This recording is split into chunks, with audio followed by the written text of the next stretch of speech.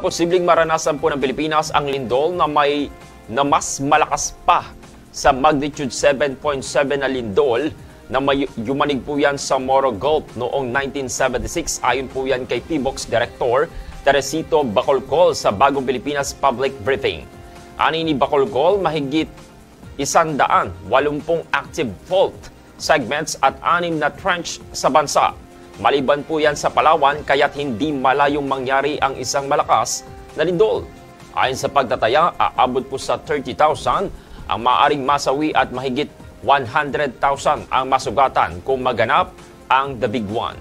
Bagamat hindi umano maaring maging 100% handa ang bansa, sinabi naman ni Bacolcol na mas mahusay na ang paghahanda ngayon dahil sa mga earthquake drill na isinasagawa ng NDRRMC.